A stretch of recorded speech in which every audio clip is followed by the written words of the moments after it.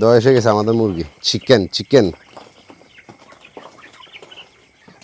আসসালামু আলাইকুম। আমি আপনাদেরকে আমার আগের ভিডিওটাতে বলছিলাম যে আমি আমার এই সেটটার ভিতরে কিন্তু 4000 মুরগি আটে না, এখানে আপনার সর্বোচ্চ মুরগি ধরবে 3200 কি 3300, বাট এখানে আমাদের মুরগি কিছু বাড়তি আছে।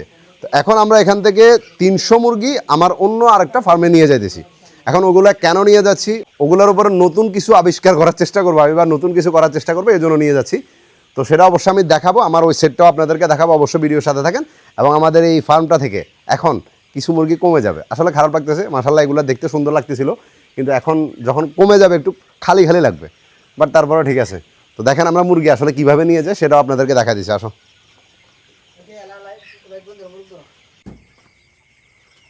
দেওয়া এসে গেছে আমাদের মুরগি চিকেন।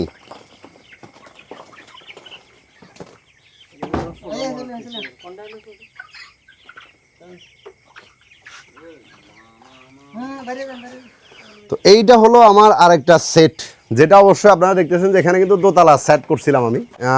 এখানে দোতলা সেট করার পিছনে বন্যার একটা ইতিহাস আছে, মানে বন্যার কারণে আমার এই ফার্মটা একদম ডুবে গেছিলো। তো এরপর আমি কি করছিলাম, পরে মানে ডাবল সেট করে ফেলছি, যে যদি কোনো রকম অ্যাক্সিডেন্ট আবার দুর্ঘটনা ঘটে তো আমি উপরে আমার রাখবো এবং নিচেও রাখবো। মানে এখানে নিচে দিয়ে আপনার এখন শুধু একটা বেল্ট লাগানো বাকি দ্বিতীয় তলার মতো এটা কমপ্লিট আছে।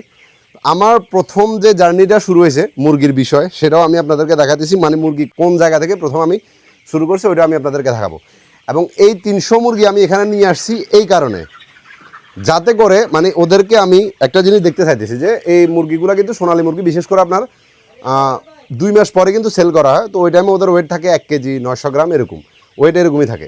কিন্তু আমার থট হলো যে মানে ওদেরকে আমি একটু বড় করব। তো আমি আরও ধরেন 90 দিন টোটাল, মানে ওদের বয়স এখন 1 মাস আছে, আমি আরও 2 মাস রাখবো। 2 মাস পরে আমার একটা মিশন হলো যে ওদেরকে আমি 2.5 কেজি বা 2 কেজি প্লাস করার চেষ্টা করব। তো আমি দেখবো যে এর ভিতর ওরা খাদ্য কতগুলো খাবার খাইতেছে। মেইন বিষয় কিন্তু মুরগির ভিতরে আপনি খাবারটা কম দিয়া ওয়েটটা বেশি আনা, তাহলে কিন্তু আপনি প্রফিটে থাকবেন। এখন আমার মানে মিশন হলো এটা, যে আমি দেখবো যে ওদেরকে আমি যদি আরও 2 মাস রাখি তাহলে কতটুকু ওরা ওয়েট আসতেছে।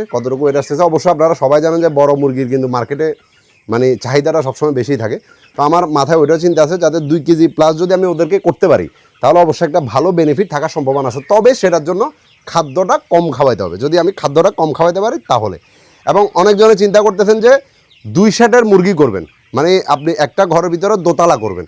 ওই ক্ষেত্রে আমার মতো ভুল আপনারা করিয়েন না। আমি ফার্স্ট অফ অল একটা ভুল করছিলাম, সেটা হলো মানে মাটি থেকে বা ফ্লোর থেকে আমি 2 ফিট উপরে দিছিলাম আমার মাচাটা, যার কারণে আমার অনেক বড় একটা সমস্যা হয়েছে এবং আমি অনেক বড় একটা লসের সম্মুখীন হয়েছি।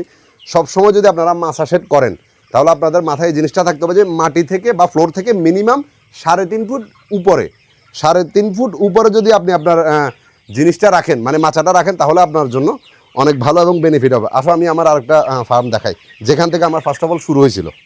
এটা হলো আমার একটা ফার্ম, যেটা ছোট অবশ্যই। এটা স্কোয়ার হলো আপনার 14 ফিট বাই 36 ফিট, স্কোয়ারে আসে আপনার 500 মেবি 500 স্কোয়ারে আসে। আরেকটা আমি ছোট যেটা দিছিলাম, মানে এটা ডাবল শেডে করছিলাম, এটাতে কিন্তু আবার মুরগি আছে, এটা কিন্তু ডাবল শেড। এটা 2 শেডের আমি ছোট্ট একটা খামার করছিলাম, 2 শেডে করছি। এটাতে আপনি 2 তাকে মুরগি রাখতে পারেন, উপরে এবং নিচে। এটা বানাতে কত খরচ পড়ছে, যারা ছোট সরে শুরু করতে চাইতেছেন, মানে অল্প সরে, ধরেন আপনি 7-8টা মুরগি কোনো খামারের থেকে নিলেন, দেন আপনি শুরু করবেন। তো এরকম একটা ছোট, মানে এটাকে খোয়াও বলে কেউ, বা মুরগির আপনি খামারও বলতে পারেন, ছোট ঘর মুরগির জন্য বানাই, আপনি ওটা দিয়ে শুরু করতে পারেন। এবং আমার প্রথম যে খামারটা ছিল একদম ফার্স্টে, যেটা দিয়ে আমি শুরু করছি, যেখানে আমার 70টা চিকেন ছিল, সেটা হলো এটা 10 ফুট বাই 20 ফুটের মধ্যে, তো 200 স্কোয়ার হয় আর কি। এই 200 স্কোয়ার থেকে আমি 70টা মুরগি দিয়ে শুরু করছি। এখন আলহামদুলিল্লাহ আমার কাছে 17,000 মুরগি আছে, আলহামদুলিল্লাহ, আপনাদের দোয়ায়। অবশ্য যারা ছোট সরে শুরু করতে চান, ফার্স্ট অফ অল আপনি চাইলে যে কোনো খামারের থেকে আপনি 10টা মুরগি নেন, আমার মতো এই সাইজের মুরগি যদি আপনি নিতে পারেন, যদি কোনো খামারের থেকে 10টা মুরগি নিয়ে যদি আপনি শুরু করেন, প্রথমে শিখবেন, তাদেরকে দেখবেন, আপনি ওদেরকে ওয়েট বাড়ান, বড় করতে পারেন। এরা কিন্তু একটা 3.5 কেজি পর্যন্ত হয় ওয়েটে, 3.5 কেজি হবে। মানে যদি আপনি কোনো রকমের 90 দিন কি 100 দিন পর্যন্ত আপনার কাছে রাখতে পারেন, একটার ওয়েট আসবে 3.5 কেজি থেকে 3 কেজি পর্যন্ত আসবে, যদি ঠিকমতো আপনি খাবার দাবার দেন, যদি মুরগি সুস্থ থাকে আলহামদুলিল্লাহ। তো এটাও চাইলে আপনারা ট্রাই করতে পারেন। অল্প সরে কিছু মুরগি নিয়ে খামারের থেকে বাচ্চা দিয়ে প্রথমে শুরু করিয়েন না। প্রথমে আমি মনে করি যে এটাই বেস্ট হবে, যে আপনি কোনো খামারের থেকে অল্প সরে কিছু মুরগি নিয়ে, যখন ওরা কিন্তু সেল করে ফেলবে, ওরা ধরেন 60 দিন বয়সে সেল করে ফেলবে, ওই টাইমে মুরগির ওয়েট থাকে আপনার 900 গ্রাম 1 কেজি। ওই মুরগিগুলোকে আপনি ওদের থেকে নেন, নিয়ে আপনি 10টা থেকে 15টা শুরু করেন, জাস্ট দেখেন যে আপনার রেজাল্টটা কী আসে। আপনি এরকম ছোটো করে একটা ঘর বানান মুরগির জন্য, ওইখানে আপনি শুরু করেন। আমি বলতেছি এই জিনিসটার সাথে যদি আপনার বন্ডিংটা স্ট্রং করেন, ভালো একটা বন্ডিং আপনার হয়, আপনার মন সবসময় হ্যাপি থাকবে, ডিপ্রেশন থেকে বাইরে থাকবেন, একটা বিজনেস আইডিয়া সবসময় মাথার ভিতরে ঘুরবে। আমিও নিজেও প্রথমে আপনার মাত্র 60টা মুরগি দিয়ে শুরু করছি, এরপরে 60টা থেকে 20টা গেছে, 20টা থেকে 40টা, 40টা থেকে 70টা, 70টার পরে 200টা, 200টার পরে যায় 600, 600র পরে এখন বাকিটা আপনারা ভিডিওতে আমি বলছি। তো আমার ভিডিওগুলো যদি আপনাদের কাছে ভালো লাগে, কোনো ইনফরমেশন চান খামার সম্বন্ধে, অবশ্যই আমার যতটুকু আমার নলেজ আছে আমি আপনাদেরকে দেওয়ার চেষ্টা করব। আমার চ্যানেলটাকে সাবস্ক্রাইব করে কিন্তু সাথে থাকবেন, এদের আপডেট আমি সবসময় আপনাদেরকে দিব। ভালো থাকবেন, আসসালামু আলাইকুম।